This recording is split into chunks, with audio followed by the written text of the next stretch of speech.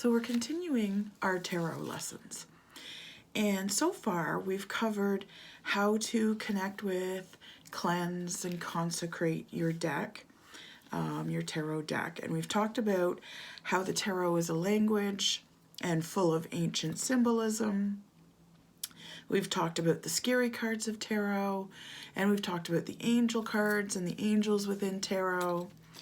And in the last video that I did, we started to talk about how to start reading by describing the cards. So we're going to continue kind of talking about, how to do the reading, because a lot of people want to do reading sort of out of the gate, and, they flip some cards and they look in the book and all that kind of stuff. Now, it is very good to definitely get to know the meanings, because that gives you a very good foundation. You'll find I repeat that over and over and over again. The more I repeat it, the more times means that you have to actually study it. And yes, there is some memorization involved. But tarot is more than just memorization. Tarot is also an intuitive thing, being open to whatever messages need to come through, that sort of thing. So I'm going to talk a little bit about let's play with the cards a little bit. So in this course, there's many layers of tarot, reading the tarot cards. So I'm going to be going through a lot of the layers. There's books included involved. If you want to get the books, you can. So let me know. You can message me and let me know if you want the books. I'm putting most of the stuff on video, but sometimes some of it's not going to get from the book to the video. So you're, like I said, as a tarot reader, you're kind of on a bit of a journey with your client. And the card that you want to embrace, or the archetype that you want to embrace, is the Fool. You want to be that Fool. And I know a lot of people, when they get the Fool card, they sort of laugh and think, yes, I am a fool. But really, we are all fools. And that's who we should embrace being. Because the Fool has many layers and many meanings as well. Now, I ask you to excuse me, because I'm getting over a bit of a cold, so I do have a little bit of a voice thing happening. So I'm going to have a little sip of tea while I'm talking, just to kind of keep me hydrated and keep my voice wet. So the Fool is an interesting card in tarot, because he's part of the major arcana, and he's the only zero card in the whole entire deck. So he's kind of on his own. The Fool also is the Hebrew letter Alpha, not Alpha, Alpha.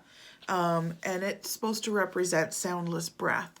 So when I think of that, it reminds me, it's the soundless breath of coming into existence with the inhales and going out of existence with the exhales. So it kind of reminds me to take some deep breaths myself, to get into that grounded, centered place to do the readings. And it also reminds me to have my client do some deep breaths to get into a sounded or a grounded, centered place to be able to receive the reading. Because you do have to be open. I mean, I do get cynics coming in, and I don't get a lot of them now, because I got more of them when I was in my festival days and doing those kind of things. And people would want me to prove that, I was good at what I do. Nowadays, because I'm in an office, I tend not to get as many of those kind of clients. But you will get the odd skeptic in your chair, and just take some deep breaths, get yourself grounded and centered, and know that, you've got this kind of thing. So when I do a couple of activities when I'm teaching classes. So one of the activities I'm going to get you to do is I'm going to get you to pull cards. Now, we did that last time. I told you to pull some cards and describe what's on the card. And this does a couple of things. It improves your powers of observation, which is something you need to have when you're a tarot reader. And you're going to find out why in a little bit here. But also, too, it's very hard for a lot of people to do that, to simply describe. And here I say, say the name of the card out loud. And I still do this when I do my readings. So when I pull a card, I'll say, oh, okay, you got the Hanging Man. Now I do this on purpose. For every card that I pull, you got the Hierophant. Here's another card. Oh, the Devil card. Boy, I'm pulling a lot of major arcanas here. So anyways, we're not going to read into that right now. But I say the name of the card. Let's see if I can find not a major arcana, just a minor arcana. So even like when I get one of those two cards, oh, here's the 10 of Cups. So what I find is many times when students are first learning, they flip a card and they immediately want to find, they want to go deep and they want to say something profound, you know, and it's like, no, don't go there yet. You're not ready. And also, you know, you're just starting here. Start with the top layers. Don't try and go into the deep, deep layers just yet. And like I said, even to this day, I've been reading for a couple of decades now, and I still like, oh, here's the 10 of Cups. Okay, let's look at this card. The reason I do that is when you want to instantly go deep and you want to say something profound, especially when you're first learning, it's often your ego speaking because you want to be this mystical, I know all, I see all, you know, kind of person. You will say something profound, but at the beginning is not the time to do that. At the beginning of the reading. Even I don't flip cards and suddenly like, you are going to, you know, I'm not getting into that mode yet. I simply say the name of the card. And like I said, what this does is saying the name opens your mouth, starts you speaking. It is another way of kind of priming the pump. So it's a good thing to do when you're stuck as well. But I don't get stuck very often. And because I know the meanings of the cards, right? Oh, this is this and that's that and this is what this means. Like even on a bad day where I'm like, you know, not picking up vibes, not that that's happened, or, you know, like maybe I'm not feeling well and, you know, I'm just not as connected as I could be. I find that I still say the name of the card because it does start the priming of the pump. And like I said, it kind of, what it does is it puts you in a place of non-ego. So it pushes out the ego because all you're saying is the obvious. You're saying what the card is. So therefore, everything following after that, because you've pushed the ego out of the way and you're not looking for that deep, profound meaning behind it just yet, is you will find that most of what you say after that, if you have to go to describing it, that's fine. That will lead you into a heart-centered meaning. And naming something also, by naming the card, you now have control over that card. There's power in the name. So by saying, you know, you've got here's the 10 of Cups. I am now controlling this card. And that's not an ego-based thing in any way. What I'm doing is I'm pushing my ego out of the way because the ego doesn't want to say the name. That's obvious. It's right there. The ego wants to find the bigger earth-shattering meaning behind it. And sometimes there is an earth-shattering meaning behind it, and sometimes it's simply the 10 of Cups, and it has its everyday meaning. So get to know the meanings of your cards, but when you first flip over a card, say the name of the card, because then you've gained control over the card, and then everything else following that gives you power over it, and it gives you the ability, like the divine name is heard of this tarot card as well, and it allows you to open up, receive those messages that maybe go beyond the everyday message of this card or goes a little deeper. And those little deeper messages that you're getting is coming from a much better place, a more divine place, a more heart-centered place, as opposed to the ego place. Because I've done readings, and I know in the beginning I wanted to do these big, profound readings, and it's a huge responsibility to do a reading and to bring profoundness into someone's life. because you can influence them, of course. And you'll find that when you take the ego out of it, because I've done it and I've looked back at some readings and went, maybe I shouldn't have said that, but I was just starting, didn't fully understand the sense of responsibility that I was holding in my hands and the influence that I was able to have. So be humbled by that and be very mindful of that as well. So I try to stay very mindful. And like I said, I often refer to the tarot cards as conversation starters. It's not just me telling you what's going to happen, telling you what you need to do, that sort of thing. It starts a conversation. The Nine of Swords. Here's the Nine of Swords. So this is an easy one to start a conversation with. So it's a woman sitting up in her bed. She's holding herself across the shoulders. She's almost hugging herself. So she's having to soothe or calm down her worries. She's got 9 swords floating over her bed. You know, it's clearly well into the night. There's a candle here. She's sort of burning the midnight oil. Swords are an air card, or the air element, so they're about communication, they're about thoughts, that sort of thing. So perhaps there's a lot that's going on in her head. Maybe there's something she's worried about. First question I would ask is, how have you been sleeping lately?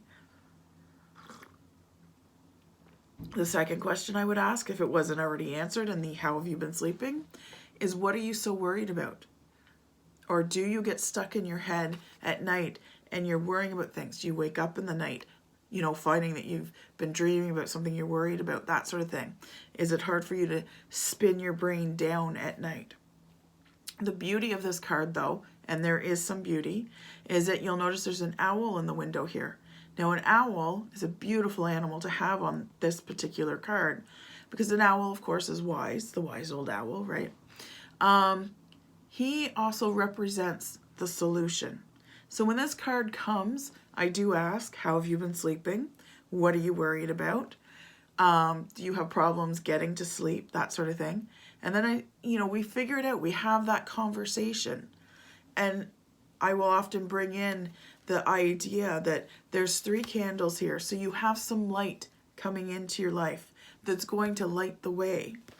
The owl is about the wisdom. You will find that solution. It is there. So that sort of thing. So it's a conversation that needs to start. That's why I always say to clients, the more you put into a reading, the more you'll get out of it. So if we have a conversation as opposed to me just monologuing at you, then you'll find you get way more out of a reading. So that's one thing to keep in mind. Saying the name of the card. There's a number of reasons you do it, and it's a good habit that I got into that I haven't broken. Because like I said, it gives you power over the card. It starts the flow of heart-centered messages and inspiration from that card so that your ego's not in the way. Profound messages that come after you push the ego out of the way are truly good messages that your clients do need to hear. So one of the things that you can do, I'm going to give you an activity that I do in class with this, and I give it as homework as well. We do one in class and then the rest are homework. So what you do is you kind of hold or you shuffle your deck, whatever you want to do, whatever you feel comfortable doing, and you put in the forefront of your mind the question of, who am I? Because the tarot will often reflect back to you who you are. And that's a good question to kind of get to know, because the tarot will often tell you in a spread who your client is. And I will get clients to hold on to the deck so that they're putting some of their energy into the deck. I don't get them to shuffle the deck anymore because they break cards, because a lot of the tarot decks first are way bigger than your average playing card, so they're not used to it. If you've been like me, who's shuffled probably thousands of hours, you're used to it. Your hand's a little bit stretched, so you're used to the size of the tarot deck. Now this is the Gilded Tarot, and this is actually a fairly decent, like, it's not too big kind of size. There's definitely much bigger. These are oracle cards, but these are the Moonology ones. They're a lot thicker. They're a little bit wider. So they're, you have to kind of get used to those, right? But I often do the shuffle where I break it in half and then kind of do this and then bridge it, right? So it comes down like that. I usually don't hold it up that high. But if clients see me do that, then they sometimes try to mimic that. And no, you're not going to do that unless you've been shuffling for quite some time. Even if you can do it with playing cards, it takes some time to translate it over to tarot cards. So I would suggest not having your clients shuffle your cards. Also too, this happens a lot. People will try and shuffle and then they hit and cards go flying and they get on floors and they sometimes potentially you lose a card, that sort of thing. So that's why I just get clients just to hold the deck, because you don't, all you're doing, you've shuffled the deck, you've woken it up, you can knock it 3 times to wake it up. I use my pendulum a lot. Where's my pendulum gone to? Oh, it's over here. I was rearranging. So I use my pendulum a lot to just, I ask the question, are you ready for a reading? And I'll hold the pendulum over and it will yay or nay kind of thing. And if it says no, then I might shuffle it a bit more, because shuffling kind of helps to wake it up and fluff it up. I kind of compare it to petting your cat. It's like petting your cat when you shuffle your tarot deck. So like I said, a lot of times I don't let clients shuffle, because what they're doing is they're just introducing themselves to your deck. They're letting your deck know who they are, what they're about, and what their energy is. And your deck can pick all that up by just them holding the deck. They don't need to move it, they don't need to shuffle it or anything like that. And then from there, what I do is I usually with a client will fan it out, or if I'm feeling it wants to be cut, then I'll give them the deck to cut. Cutting's very easy, you know, as you know. I'll tip this down a little bit. There we go. So cutting is just, you know, breaking up the deck into 1 or 2 and into 2 or 3 piles. And often that's what I'll do. I'll say to them, I'd like you to cut the deck. You can decide to cut it in 2 or into 1, or into 3, I mean, whichever way you want to go. So they're using a little of their intuition, and I'm kind of, you know, picking up on what they like and that sort of thing. Or I can fan the deck out and get them to pick a couple of cards, and then I deal out the rest or whatever. If it's a big spread, I don't get them to pick out every single card or anything like that, because that would take up a lot of time. So you can do this activity for yourself, and this is kind of for yourself right now. So you do this activity, and maybe for the next, you know, week or so, well, yeah, a week or so, you hold the deck and you say, who am I? And you want your client, when you're dealing with clients, to also put whatever question they have in the forefront of their mind. So when they're holding the deck, so this is you practicing this, hold the deck and just say, who am I? Who am I? Who am I? And just, you can do it out loud or in your head, whatever way you want to do it. And you just put that question, and by repeating it, you're putting it at the forefront. So the deck is picking up on both your energy and what your question is. And when you give the deck to the client for their reading and say they're doing a who am I, then they're going to do the same thing. They're going to hold the deck, and you remind them to repeat the question in their head and to put the question in the forefront of their mind. And then, like I said, it's up to you whether you want to fan it out or whether you want to cut it. And then you pick your card. Oh, okay. So I got 2 cards, but I'm going to pick this one. So I got the 6 of Wands. So there's the 6 of Wands. Who am I? I'm someone who's being recognized, which is nice, with a little bit of fanfare. I'm pretty high on my horse right now. I have had some really good readings. I'm going to have some more later today, so hopefully those will go just as well. Hopefully this is sort of a precursor to what's about to come, that people will be like, oh yay, your reading was great, I loved it. So that's who I am. And I've got wands. Wands often are representative of your work, your career, whatever inspires you, whatever you're fiery and passionate about.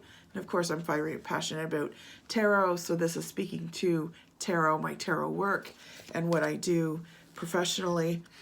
So I'm going to be recognized for what I do, which is great. But the nice thing is to pay attention to how your body kind of reacts. So the reason I picked that one was, the other one was the moon, and I get the moon a lot because I'm spiritual and all mystic and all that kind of stuff. But I thought I'd do something different. So that's why I kind of picked this one. This is kind of a different card for me that I don't get all the time. And I paid attention to what my body was doing. My body, when it first saw the moon card, most people love getting the moon card because it's a beautiful card. It's all about feminism and the feminine beauty and feminine divine, and it's about the mystical, and it's a beautiful card. Don't get me wrong, but my body, I could tell my body was like, "Oh, I can always get the moon card." So when it saw that I kind of picked two, and it saw this one, my body was, oh, this is exciting. This is something new. This is something different. So I thought, well, I'll go with this one because my body's reacting to this one.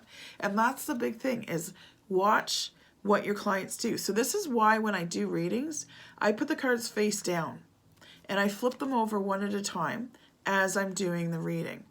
I don't often just leave them sort of face up all the time. I will tend to flip them because I want to see what the reaction is that my client has to each card.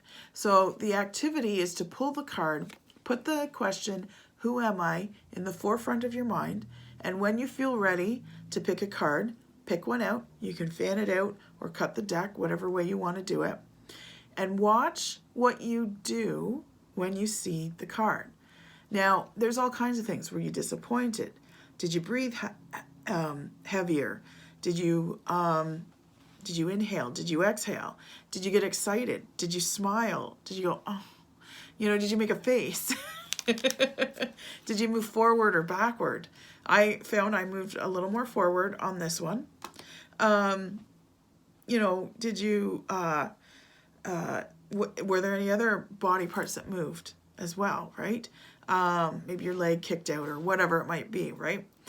So watch what your body does and pay attention to the energy that's in your body when you see a particular card, and how did you react. And this is a good activity for your tarot journal. So you can look up the meaning of this card, and it's a way of starting to memorize each card. So you write down what the meaning is, plain and simple, no big, intuitive, profound messages yet. Just write down what it means. Write down how you reacted to the card, and then kind of look and say the card. Of course, when you're doing your own reading too, go the Six of Wands and say that. Because again, like I said, you're getting power over that card, so that therefore the messages that come from there are of a good source, of a heart-centered place. And then write down, what you noticed. Describe the card, just like the other activity I had you do, and how it is who you are. Who are you? I'm someone who's going to be recognized for my work. I'm enjoying the spotlight right now. So that's who I am. I'm that person right now. And it'll change. And it'll be interesting to see how it changes over the week. And then you can just pull a card every once in a while, every week or two, or once a month, or whatever you want to do, once a season, and say, who am I? And you can answer that question. And then when you've done that a little bit for yourself, you can start to go around and bug your friends and family and say, pick a card.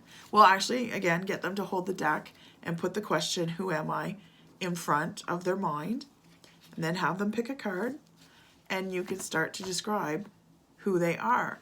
And then you can ask for feedback. Does that sound familiar? Is that resonating with you? Is that, do you feel that's accurate? And when they pick the card and look at the picture, or when they pick the card, if they cut the deck, if you get them to cut the deck, put the card down, face down, and then flip it over and watch their reaction when they look at it, when they first see it. Watch what they do. Doesn't matter what the card is. Don't even pay attention to the card. Or if they just pick a card and they're looking at it like this, watch what they do. What are they doing? Are they holding the card back? Are they backing away from it? Are they going, oh? Are they like, oh? You know, are they, oh, you know, are they excited? Are they breathing differently? Are they reacting? Are they pulling forward, backward, whatever it might be? Watch their body language. Watch their facial language. Watch their breathing. There's all kinds of things you can be looking for that will start to give you clues as to how they feel about that card. And then, you know, like the world, usually, oh, now the Tower. The world is usually an exciting one. When people see the world, they're like, oh, they don't even know why it's exciting. They just know. I mean, as a tarot reader, you know, I always jokingly say when you get the world card, the reading's over. It's like the world is yours. What are we here for? You're good. But when the world card shows up, a lot of people get excited and they're not really sure why. So it's interesting to watch how people react to this because they know it's a good card instinctively. So they tend to pull forward and they tend to go, oh, the world, you know, and what does that mean? Is that a good thing? You know, because they want it to be a good thing. They might ask those kind of questions. So pay attention to what your clients are doing and make note of it. And or to, you know, what your volunteers are doing, because you often need volunteers at the beginning. and try and read into, you know, like, well, the world, it means you're going to be super successful. Everything you touch turns to gold kind of thing. You kind of have that Midas touch and you're feeling very confident and you know, and that sort of thing. And see if that resonates with them. See if they've been worried about, you know, maybe something at work or something, and it's like, or maybe they've gone on a job interview and they're not sure, or they're like, I hope I get it, I'd really love to get it.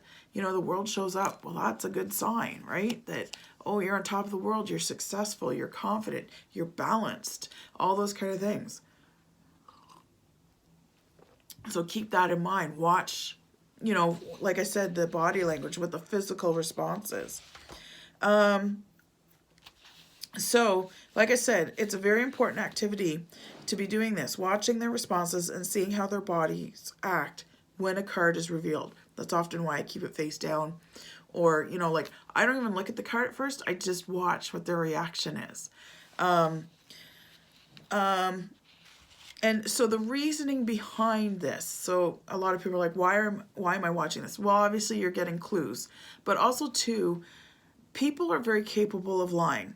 The mouth is able to lie. So sometimes clients will sit down with you and tell you things and say, this is the question and this is the situation and this is what I want to see and blah, blah, blah. And like I said, the mouth is capable of lying. The body, however, is not. So if there's a question they've been asking and they've, you know, sometimes they'll give you some background and you can feel they're swinging one way or the other, right? But really, you should test that with their body response to cards. Because sometimes there's things they haven't looked at. Maybe they're part of the problem, not part of the solution, you know, and what their body response will help you tell is if they're not telling the truth to themselves. So that's when you can kind of, you know, gauge that and pose those questions. Like, have you truly looked at some of the harder, you know, sides of the situation or the darker sides of these coins or whatever it might be? So this method kind of reveals the truth for you as well and gets you that truth. The reason we watch our clients' body's reaction is that no matter what they may have said to you, others, or themselves, the body is not capable of lying.